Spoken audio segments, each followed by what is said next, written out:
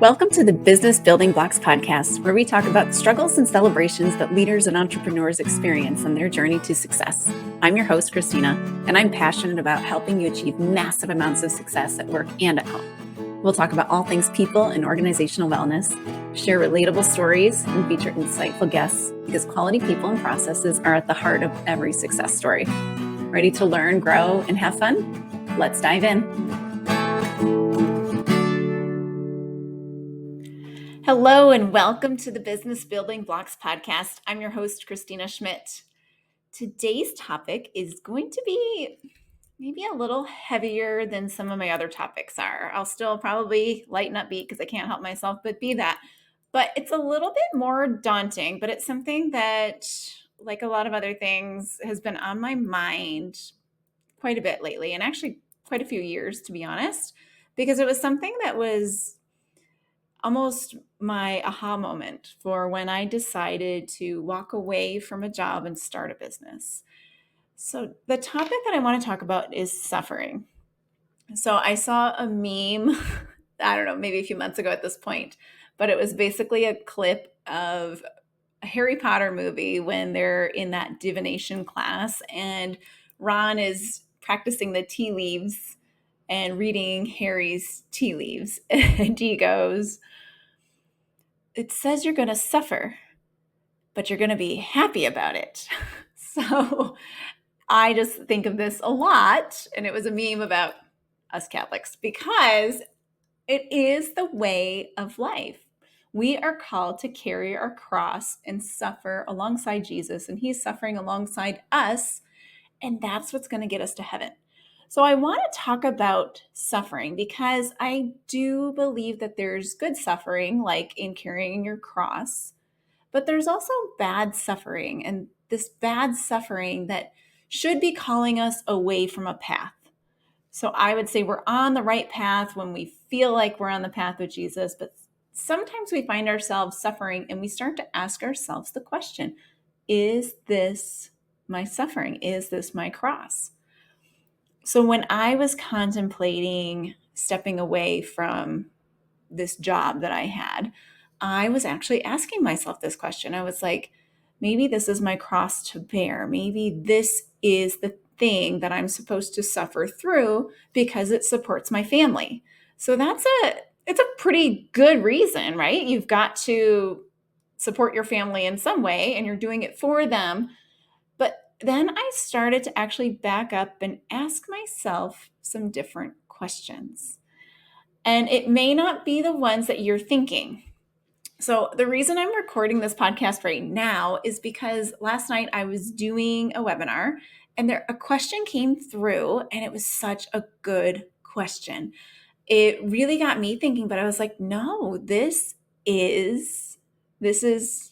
it's still like my thoughts still go. So the question was, I'm not going to get it exactly right, but it was basically, how do we know we're on our right path when it seems that we're being called to do something where our skill set doesn't align? And that just reminds me. So today I was reflecting again. I had a lot of stories today about this because clearly I've been thinking about this a lot. I've actually been praying about some of it as well. But I started thinking through because skill set doesn't actually matter. And so the response I gave last night on the webinar was, don't worry about the skill set because the skill set isn't what it is. So it's not what the work is necessarily, it's the type of work. So it's not the skill, it's the type of work that you should be looking at. And that leans into Working Genius, which I talk about all the time because I love it. And it is such a simple way to assess. So what I want to do is I want to walk through some of these questions. I have 3 questions for you to help you discern, is this good suffering is this my cross? Or is this bad suffering and that's actually God trying to nudge me away and trying to show me, no, this is not the path. So I'm going to go, I don't think there's an order to these questions. I think that they're just all questions that you should pray about, should think about, and just really spend some time on if you're feeling like you're suffering and you're just not sure if it's right. So question number 1, where is the suffering leading?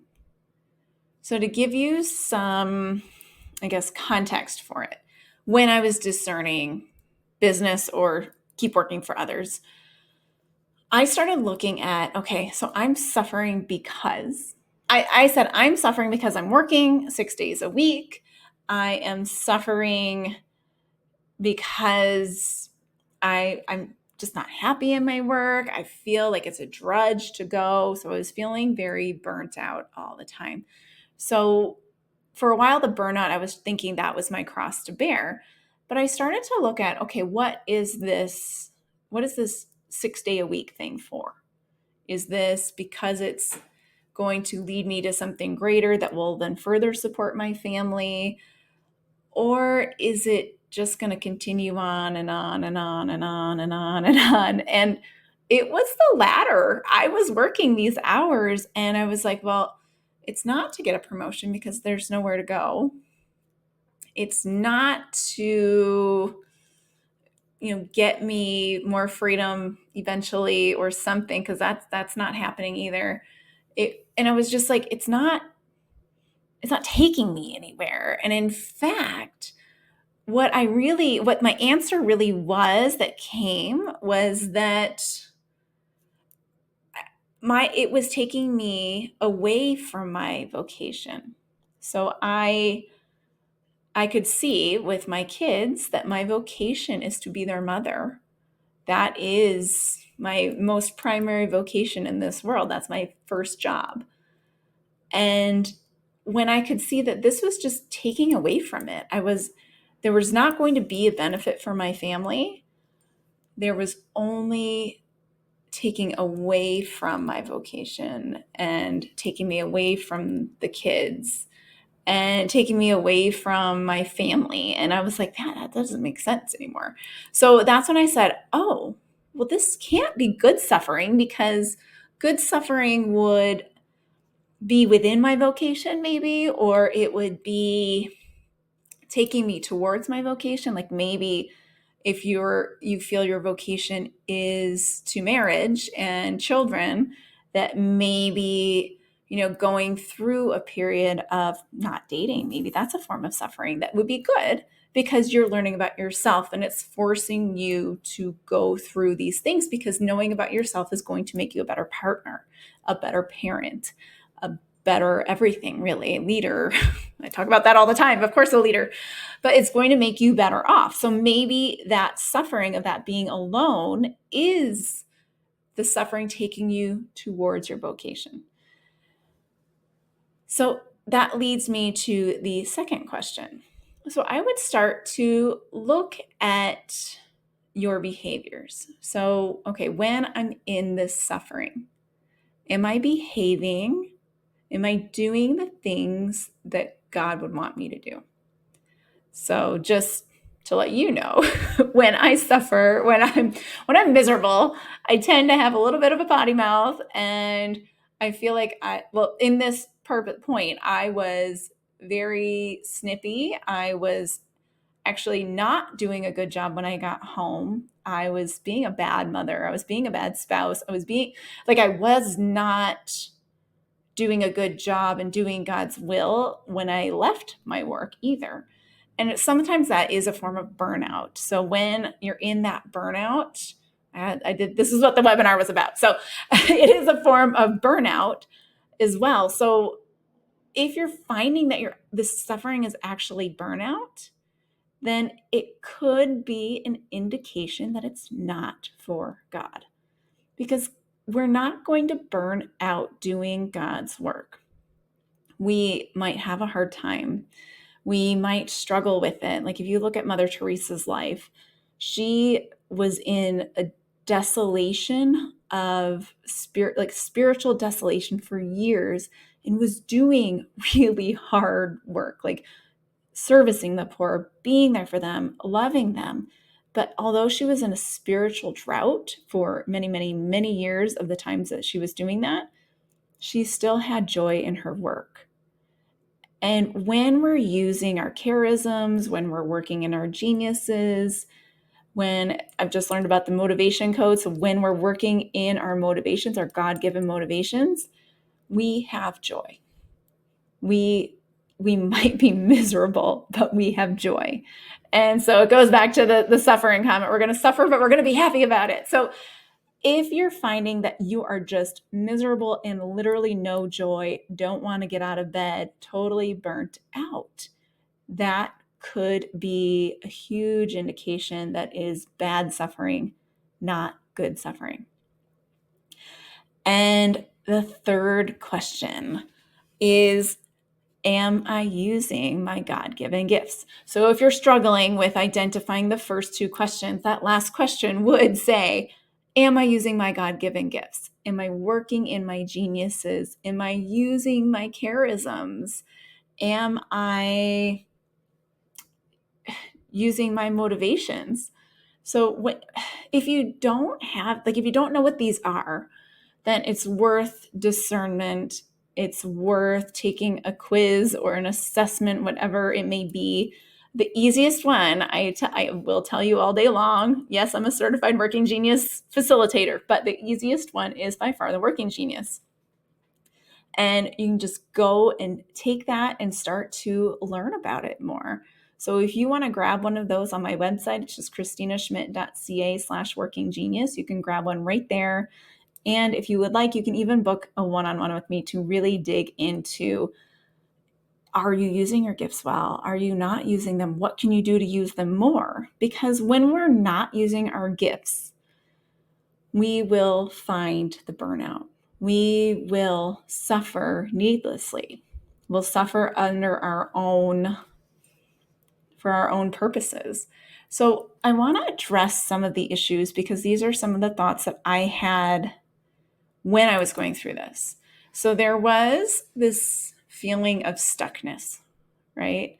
I know I just made that word up, but this feeling of being stuck in a world where, like, this is all I've ever done. I'm this far along my career path and I don't want to do it anymore. And I'm miserable. And it's taking me away from my vocation.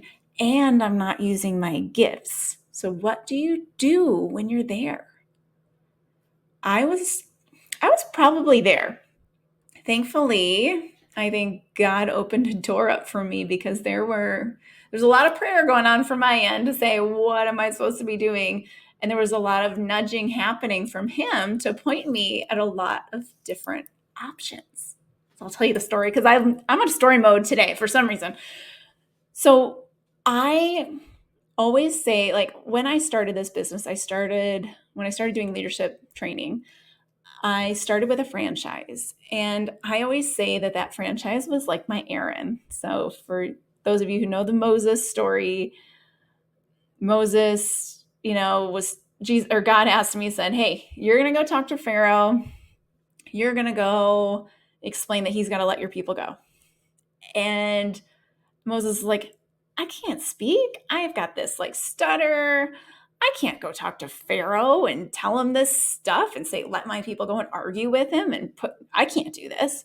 So he gave him Aaron basically as his companion and his partner to go and do that with. And for some reason that has always jumped out in my mind. And I said, oh my gosh, this franchise is my Aaron. So I feel like, as far as me starting a business, I had 3 opportunities to do so. So the first one was when I started working. I was starting to do this like lean consulting. It's what I knew. And I knew I wanted to work with businesses to help them get better and to share my gifts with them. I knew I wanted to do that. The only thing I felt qualified to do that in was basically lean manufacturing. So I was going to go and I was going to help people put lean in place.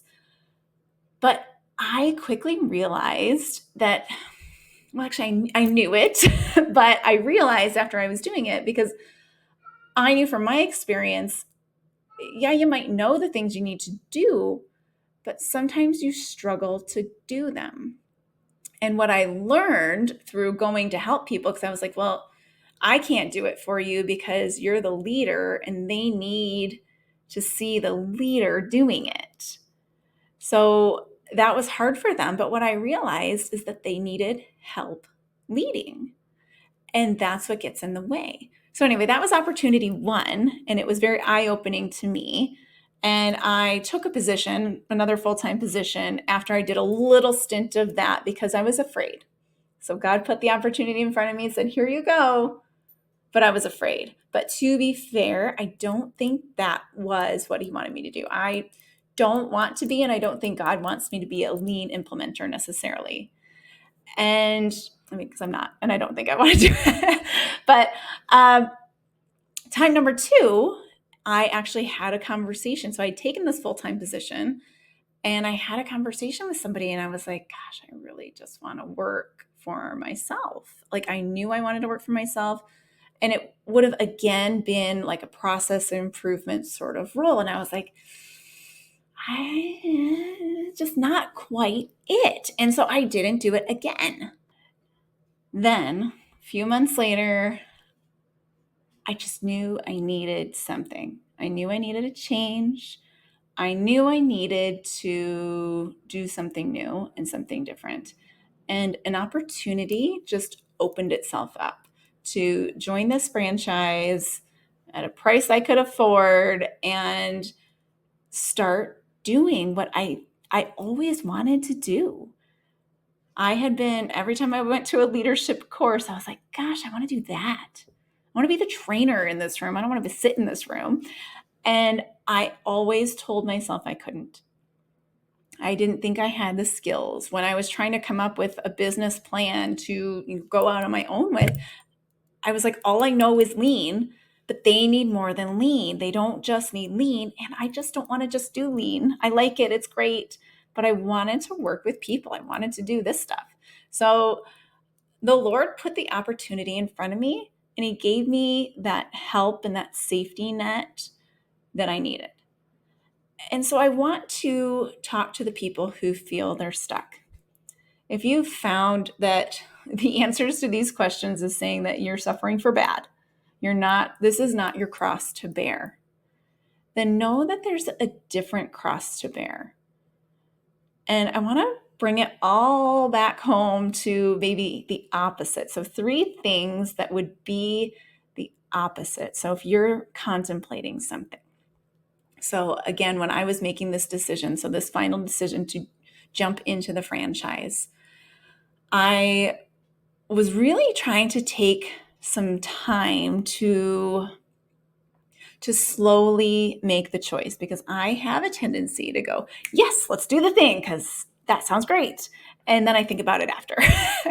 So that is my tendency. So I was like, nope, this is really big. This is huge. I'm walking away from a paying job to go and do something that I've never done before. I've never had to sell like in order to work. Like I worked, I got paid.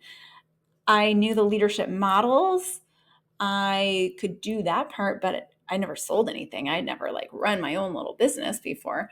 So I was like, okay, what can I do here? And so I prayed on it. I prayed on it as well as I could because, and I made sure I went to confession. And I remember I had gone to confession. I want to say it was right before Palm Sunday because I went with one of our priests who's moved on at this point, but he did the Palm Sunday Mass.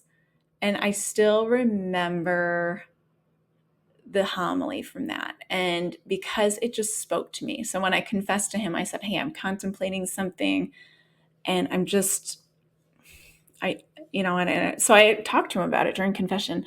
And it was almost like he was speaking to me during Mass, like the next day or the couple days later.